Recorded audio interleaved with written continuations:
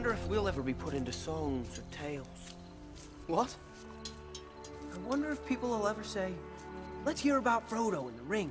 And they'll say, yes, it's one of my favorite stories. Frodo was really courageous, wasn't he, Dad? Yes, my boy. The most famousest of hobbits. And that's saying a lot. You've left out one of the chief characters. Samwise the Brave. I want to hear more about Sam.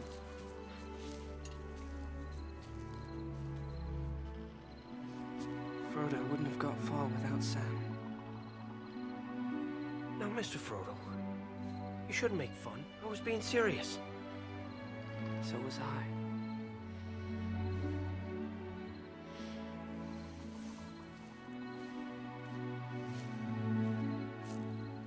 Samwise the Brave.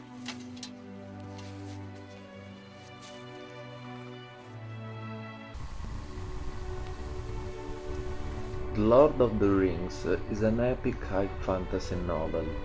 It was published in three volumes in 1954 and 1955, written by J.R. Tolkien between 1937 and 1949.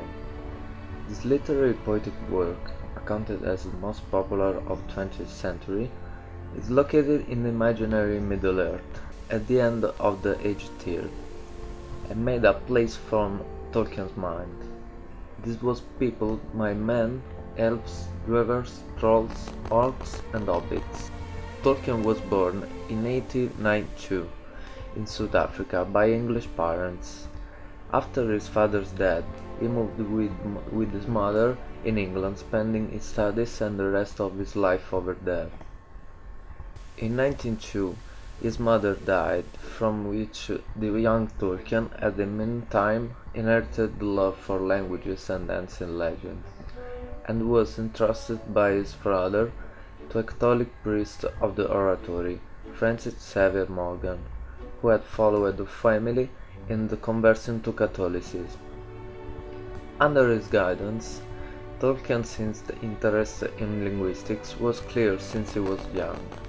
He started to learn Gothic, Finnish, Latin and Greek language very soon.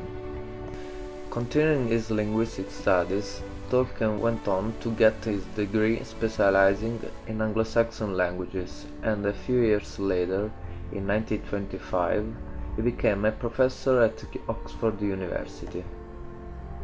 In that period, he created The Hobbit, which was regarded as a children's book, purpose-built for his children. Around this kind of novel, Tolkien developed the work that would come to be regarded as his masterpiece, The Lord of the Rings, located in Middle-earth. This book tells about the mission of nine companions, the Fellowship of the Ring, starting their journey to destroy the One Ring, made by Dark Lord Sauron, which desire was to rule the Middle-earth.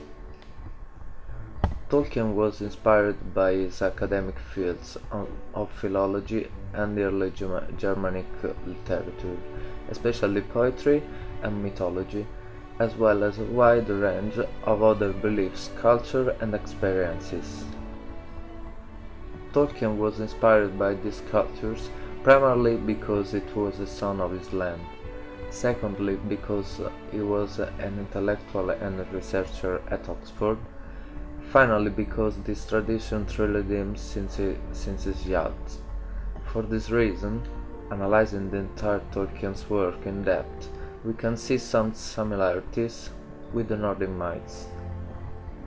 The first element in the novel which connects to the Nordic and Celtic mythology is the tree.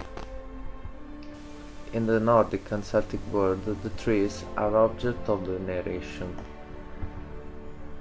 In The Lord of the Rings, a white tree is the sign of Minas Tirith, the fortress of the realm of the men of Gondor, and appears on the banners, the armors, the shields, and on the crown of Aragorn when is crowned by Gandalf at the end of the third book, The Return of the Ring.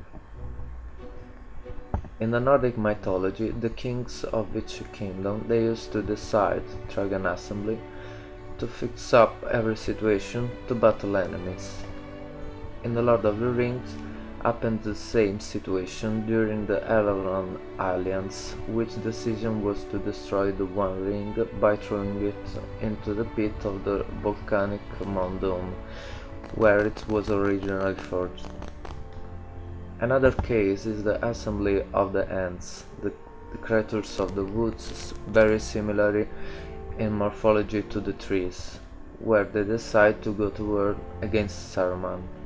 This decision comes after the destruction of the Forest of Fangor by Saruman, who built war machines with the wood carved.